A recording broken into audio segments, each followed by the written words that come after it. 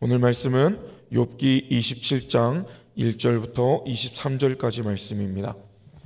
제가 가진 구약성경 785쪽입니다.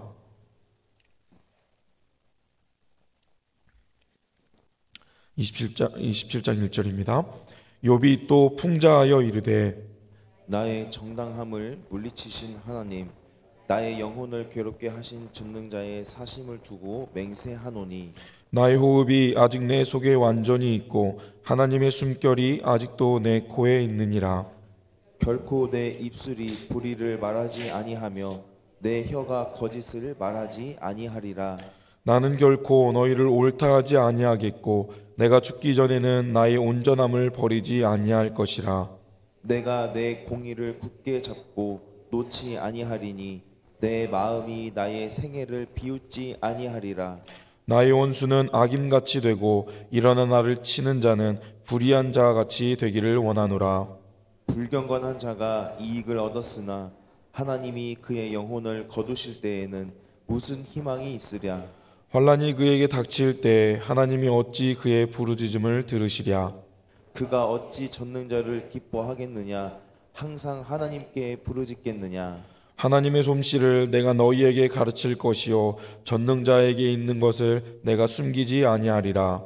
너희가 다 이것을 보았거늘 어찌하여 그토록 무익한 사람이 되었는고. 악인이 하나님께 얻을 분깃 포악자가 전능자에게서 얻을 산업은 이것이라. 그의 자손은 번성하여도 칼을 위함이요 그의 후손은 음식물로 배부르지 못할 것이며 그 남은 자들은 죽음의 병이 돌 때에 묻히리니 그들의 과부들이 울지 못할 것이며 그가 비록 은을 티끌같이 쌓고 의복을 진흙같이 준비할지라도 그가 준비한 것을 의인이 입을 것이요 그의 은은 죄 없는 자가 차지할 것이며 그가 지은 집은 좀의 집 같고 파수꾼의 초막 같을 것이며 부자로 누우려니와 다시는 그렇지 못할 것이요 눈을 뜬즉 아무것도 없으리라. 두려움이 물같이 그에게 닥칠 것이요 폭풍이 밤에 그를 앗아갈 것이며 동풍이 그를 들어올리리니 그는 사라질 것이며 그의 처소에서 그를 몰아내리라. 하나님은 그를 아끼지 아니하시고 던져 버릴 것이니 그의 손에서 도망치려고 힘쓰리라. 함께 읽겠습니다. 사람들은 그를 바라보며 손뼉치고 그의 처소에서 그를 비웃으리라. 아멘. 12월이 되었습니다. 남은 한 달도 크신 은혜 안에 거하시기를 주님의 이름으로 축복합니다. 우리는 12월이 되었지만 여전히 욥기를 읽어나갑니다. 욥기의 분량이 많기도 하고 우리가 한 장씩 읽어나가기에 조금 그 호흡이 길게 되었습니다. 우리는 12월 20일까지 이 욥기를 읽게 되었는데요. 이제 친구들의 논쟁이 마무리되어져 가고 있습니다. 욥기를 지금까지 읽어오셨는데 어떠한 것들을 느끼셨는지 궁금합니다. 비록 유사한 내용들이 동일한 말들이 반복되는 것처럼 느껴지시겠지만 우리의 매일의 삶 가운데 적용할 수 있는 것들을 발견하고 또 우리의 삶을 돌아보는 시간이 되기 원합니다. 욥기를 통해 우리에게 말씀하시는 하나님의 은혜를 누리시기를 주님의 이름으로 축복합니다. 앞선 25장에서 빌닷은 하나님 앞에 감히 자신이 올바르다라고 말할 수 있는 자들은 아무도 없다라고 욥에게 되묻고 있습니다. 하나님 앞에 자신이 깨끗하다 말할 수 있는 사람은 없다라고 이야기하면서 25장 6절에서 빌닷은 벌레에 불과한 보잘것없는 인간이 어찌하여 창조주 하나님 앞에 어떠한 가치를 드러낼 수 있는 것인가 라고 욥에게 묻고 있습니다. 그의 말은 보편적으로 생각하면 맞는 말입니다. 하나님 앞에 자신의 가치를 드러낼 수 있는 인간은 아무도 없는 것은 사실입니다. 하지만 그렇다고 해서 인간이 하나님 앞에 설 수 없는 것일까요? 아닙니다. 오히려 말도 안 되고 자격도 없는 연약한 자들이지만 하나님께서 우리를 사랑하셔서 자녀 삼아 주셨기 때문에 우리는 하나님 앞에 나아갈 수 있는 자격을 얻게 되었습니다. 특별히 우리에게는 예수 그리스도의 십자가의 대속의 은혜가 있기에 하나님께서 우리의 모든 죄를 해결해 주셨기에 우리가 하나님 앞에 나아갈 수 있게 되었습니다. 그 은혜에 감사하며 우리는 더욱 힘써 하나님 앞에 나아가기를 감당해야겠습니다. 이제 25장의 빌닷의 짧은 질문으로 세 친구의 주장들은 모두 끝이 납니다. 하지만 이제 욥의 반격이 시작되는데요. 26장에서는 하나님이 어떠한 분이신지 하나님의 능력에 대해서 말하는 욥이 27장에서는 새로운 표현들을 통하여서 자신의 주장을 고백하고 있습니다. 세 차례나 길게 논장이 있지만 여전히 평행선을 긋는 것과 같이 이 세 친구들과 욥은 서로의 생각을 좁히지 못하고 있었습니다. 그런데 그러자 이제 욥은 지금과는 다른 문학적인 표현을 사용하여서 그들에게 질문하고 있습니다. 함께 읽은 27장 1절에 보면 욥이 풍자하여 말한다라는 독특한 표현으로 시작합니다. 성경에서 풍자라는 단어를 검색하면 4번밖에 등장하지 않습니다. 하지만 이것은 원어로는 마샬이라는 단어인데요. 실제로 구약 성경에 38번 사용된 단어입니다. 다른 곳에서는 격언 또는 속담 등으로 해석된 단어입니다. 이것은 비교하다라는 기본적인 의미를 가진 단어입니다. 따라서 27장에 이 마샬이라고 표현한 것은 이제 친구들의 말과 자신의 말을 비교하여 자신의 주장을 강조하겠다라는 욥의 의도가 담겨있는 표현인 것이죠. 이제 친구들의 말에 욥이 반박하며 역공하겠다라는 의미로 볼 수 있겠습니다. 지금까지 그의 세 친구 엘리바스, 소발, 빌닷은 일반적인 규범적인 지혜로 욥을 정죄하였고 욥을 악인으로 규정하였습니다. 길고 지루한 그 논쟁의 끝에 욥도 자신도 그 규범적인 지혜를 가지고 와서 친구들의 주장하는 것이 얼마나 잘못된 것인지를 반문하고 있는 것입니다. 욥은 자신의 무죄함을 주장하며 자신이 악인이나 불의한 자나 불경건한 자가 아니다라는 점을 강조하고 있습니다. 그리고 오늘 본문 뒷부분에는 반대로 악인이 당하게 될 운명이 무엇인지에 대해서 길게 이야기합니다. 그리고 그러한 어려움은 자신이 아닌 도리어 새 친구들이 당하게 될 것이라고 말합니다. 그래서 27장을 읽어보면 다른 친구들의 주장이 생각나실 수 있습니다. 욥이 친구들이 주장한 것과 같은 말을 하는 것처럼 보일 수도 있겠습니다. 이것은 친구들의 말을 빌려서 다시 친구들을 주장하고 있기 때문입니다. 우리의 말도 같은 말도 어떤 문맥에 따라 사용하는지에 따라 전혀 다른 의미로 쓰일 수 있습니다. 하라는 공부는 안 하고 놀고 있는 아이에게 잘한다라고 이야기하면 그것은 정말 잘하는 것이 아니죠. 그리고 온탕에 들어갈 때 목욕탕에서 시원하다라고 말하는 것도 시원한 것과는 전혀 거리가 있는 것이죠. 지금 욥은 친구들의 말을 빌려서 이야기하고 있지만 다시 이 친구들이 말하는 것이 잘못되었음을 말하고 있는 것이라고 볼 수 있겠습니다. 오늘 본문 4절의 말씀 같이 읽어볼까요? 27장 4절입니다. 결코 내 입술이 부리질 아멘. 욥의 주장은 동일했습니다. 자신은 죄가 없고 이 고난은 죄의 결과가 아니다라고 말하고 있는 것이죠. 그는 지금까지 불의를 말한 적이 없고 사실이 아닌 것을 입 밖에 낸 적이 없다라고 말합니다. 그는 하나님께서 살아계시는 것이 확실한 것처럼 자신이 하나님의 뜻에 어긋나지 않게 살아왔다라는 것을 확실히 말하고 있습니다. 욥은 5절에서 자신을 정죄하는 친구들의 주장을 죽을 때까지 인정할 수 없다라고 말합니다. 그래서 그는 결코 자신이 하나님의 뜻에 따라 살아왔다라는 사실을 부인할 마음이 없고 지금과 같은 깊은 고난이 있다 할지라도 앞으로 인생을 사는 동안 온전함을 포기할 수 없다, 포기하지 않겠다라고 고백합니다. 욥은 자신의 의로움을 부정하고 정죄하고 있는 친구들 앞에 오히려 악인, 불의한 자가 당신들이고 너희들이야말로 하나님을 믿지 않는 불경건한 자다라고 풍자하여 말하고 있습니다. 친구들이 즐겨 사용하고 있는 규범적인 언어로 친구들을 공격하고 있는 것이죠. 그래서 친구들이 말한 악인의 결말을 그대로 친구들에게 되돌려주고 있습니다. 그들은 욥처럼 죽을 만큼의 고통이 찾아와도 아무런 소망이 없을 것입니다. 왜냐하면 그들의 부르짖음은 하나님이 듣지 않으시기 때문입니다. 이 구절은 이전에 친구들이 주장하였던 것인데, 하지만 악인이 욥이 아닌 친구들이 될 것이라고 욥은 확신하고 있습니다.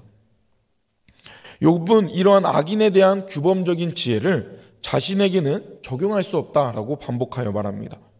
왜냐하면 욥은 하나님을 향해 부르짖고 자신의 슬픈 이야기를 들려달라고 외치고 있고 하나님과 대면하기를 소망하고 있는 자였기 때문입니다. 하지만 악인이라면 하나님께 호소할 리가 없기 때문에 그는 자신의 주장이 타당하다라고 강조하고 있는 것이죠. 그는 친구들의 말과 유사한 그런 언어로 자신의 무죄함을 주장하면서 자신을 정죄하고 있는 친구들을 비판합니다. 그런데 이 욥의 주장이 타당한 것은 지금까지 이 30여 장이 되는 동안 논쟁하는 가운데 친구들의 말은 단 한 번도 하나님께로 향한 적이 없었기 때문입니다. 욥은 이러한 상황을 보면서 과연 누가 하나님 앞에 악인이고 죄인인지를 친구들이 바로 알기를 말하고 있습니다. 욥의 주장은 맞습니다. 하나님 앞에 나아가는 자는 결코 악인이 될 수 없기 때문입니다. 왜냐하면 하나님 앞에 나아갈 때 우리의 죄가 밝히 드러나고 우리의 연약함을 깨달을 수 있기 때문에 겸손한 마음으로 나아갈 수 있고, 악인이라면 하나님 앞에 나아갈 수 없기 때문입니다. 우리도 우리가 악인이 아님을 증명해 나아가야겠습니다. 하나님 앞에 나아가기를 더 힘써 감당해야겠고, 하나님께서 우리의 삶을 다듬어 갈 수 있도록 겸손한 마음으로 하나님의 뜻을 묻고 나아가야겠습니다. 그럴 때 우리의 연약함들이 강해지고 또 우리의 부족함들이 하나님의 충만함으로 채워질 줄 믿습니다. 그렇게 하나님 앞에서 충만한 은혜를 누리시는 저 여러분이 되시길 주님의 이름으로 축복합니다. 그렇다면 오늘 본문을 통해 우리가 배울 수 있는 욥의 태도는 무엇이 있을까요? 세 가지 정도를 함께 생각해 보기 원합니다. 5절의 말씀 같이 읽어보겠습니다. 5절입니다. 내 결코 너희를 옳다 하지 아니하겠고 내가 죽기 전에는 나의 온전함을 버리지 아니할 것이라. 아멘. 욥은 온전함을 버리지 않겠다라고 온전함을 고수하기 위해 고백하고 있습니다. 욥에게 하나님은 정당함을 버리셨고 자기를 괴롭히는 분이셨습니다.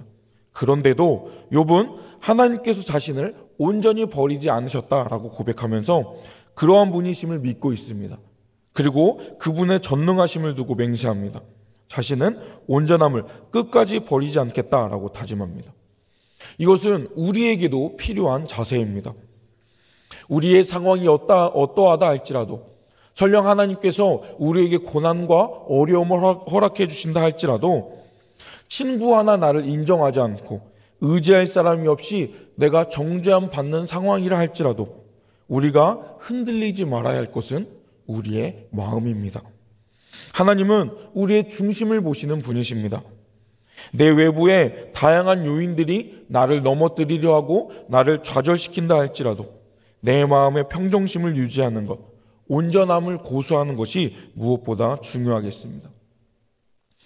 오늘 하루 나를 억울하게 하는 일들은 무엇이 있을까요? 내 심기를 불편하게 하고 나를 화내게 하고 짜증내게 하는 일들이 우리 앞에 펼쳐질 수 있겠습니다. 그럴 때 우리는 어떻게 해야 할까요? 욥이 고백하였던 것처럼 온전함을 고수하기 위해 우리의 마음을 잘 다스려야겠습니다. 흔들리지 않는 마음으로 아무리 사탄 마귀가 나를 넘어뜨리고 우리를 시험에 들게 할지라도 마음의 중심이 흔들리지 않는 자들이 되어야겠습니다. 때로 나의 기대와 전혀 다른 일들이 눈앞에 펼쳐질 수도 있겠습니다.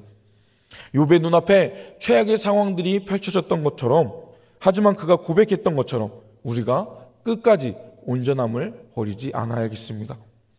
그래서 끝까지 하나님을 기대하는 삶으로 우리의 삶을 다듬어 갑시다.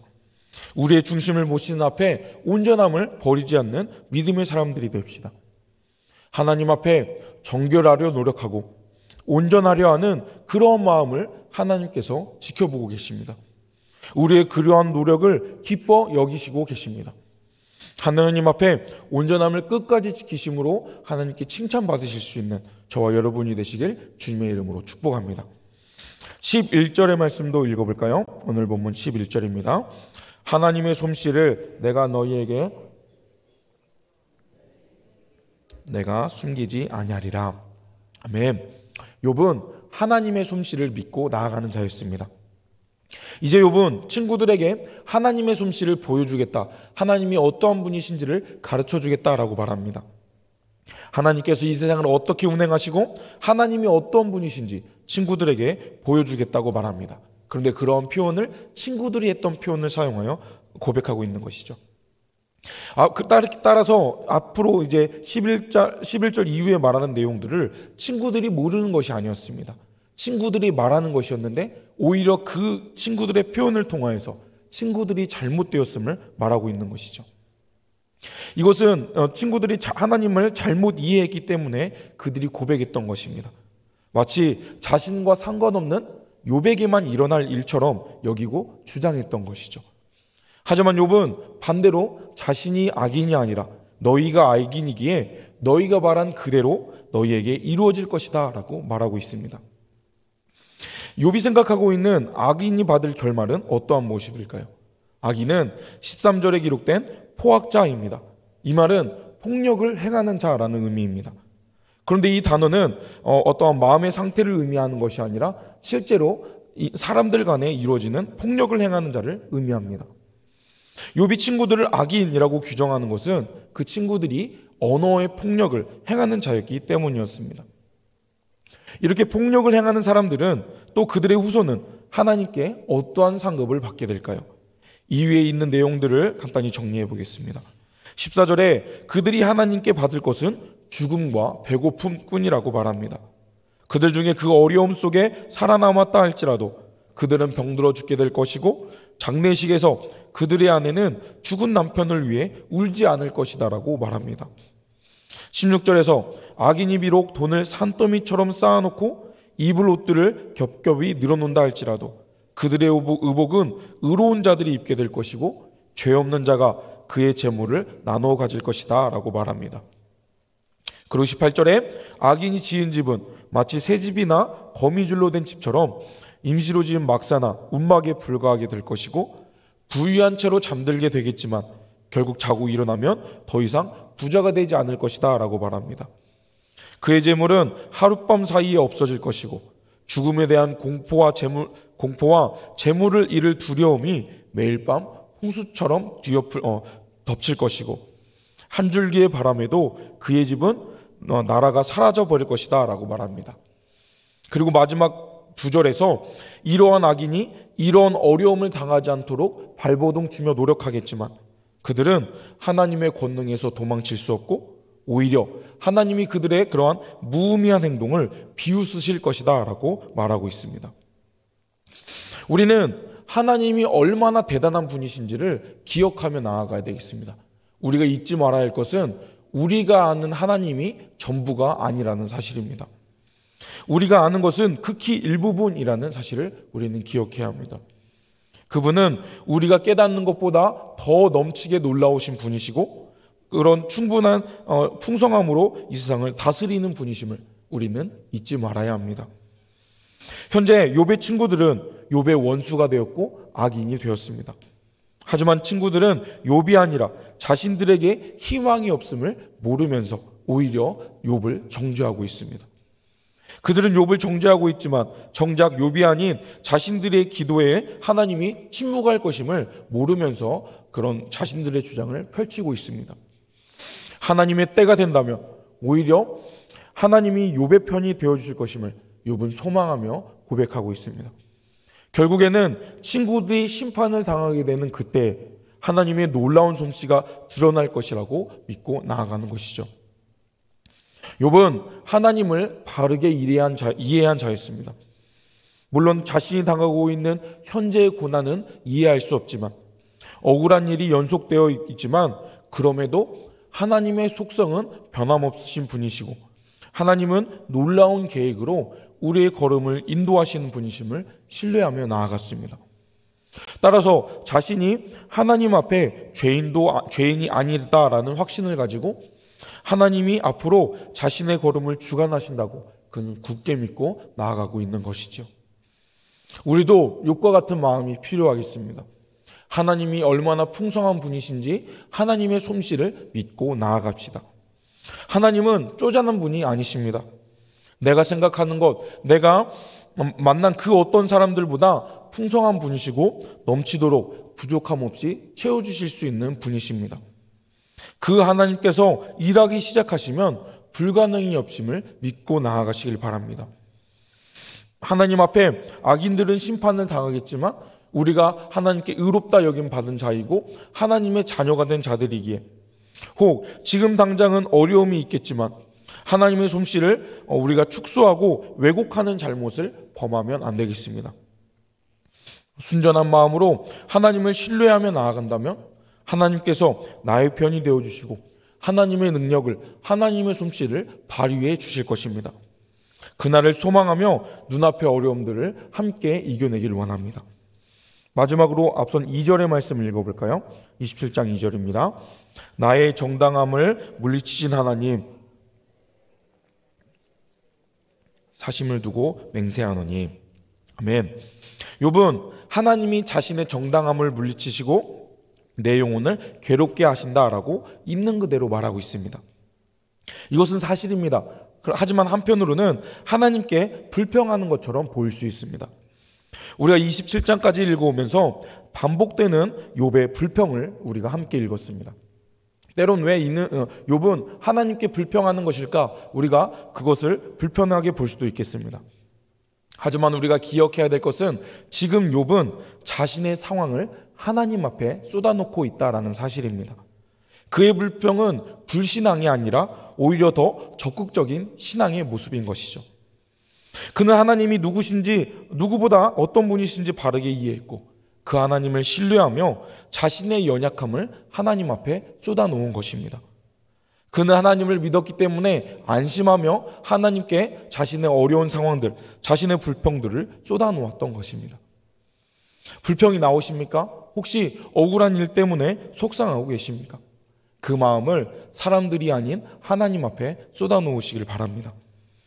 하나님께 내 상황을 쏟아놓으신다면 세상 그 어떤 사람들도 누릴 수 없는 참된 평안함을 얻으실 것입니다. 하나님 앞에 마음을 쏟아놓으시길 바랍니다. 그럴 때 하나님께서 우리에게 새 힘을 주시고 그런 어려움을 이겨낼 수 있는 지혜 또한 허락해 주실 것입니다. 오늘 욥의 모습을 함께 생각해 보기 원합니다. 그가 온전한 마음을 버리지 않겠다 고백했던 것처럼 우리가 상황에 흔들리지 않는 온전한 마음을 갖고 나아가야겠습니다. 그리고 또 하나님의 솜씨를 그가 증명하였던 것처럼 우리가 하나님께서 얼마나 놀라운 분이신지를 날마다 우리가 경험하며 하나님을 더 깊이 알아가는 자들이 되어야 되겠습니다. 그리고 하나님께 우리의 마음을 쏟아놓고 우리의 모든 것을 내려놓는 자들이 되어야 되겠습니다. 오늘의 이러한 말씀들을 잘 기억하여서 오늘 하루 가운데 하나님의 충만한 은혜와 복을 누리실 수 있는 저와 여러분이 되시길 주님의 이름으로 축복합니다. 기도하겠습니다. 사랑해 주님, 오늘 욥기의 말씀을 통하여서 욥의 그런 고백을 함께 생각해 보게 하신 감사합니다.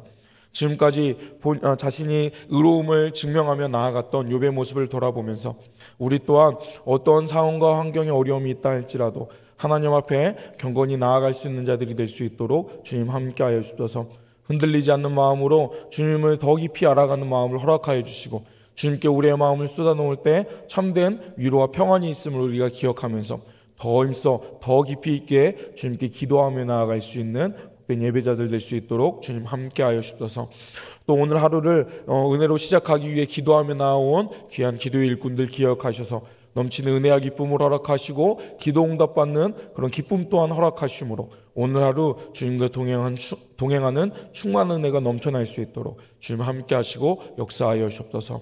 우리의 주인 되어주시는 예수님 이름으로 기도드립니다. 아멘. 들었던 말씀 생각하시면서 함께 기도하기 원합니다. 우리가 흔들리지 않는 온전한 마음을 주시라고 기도합시다.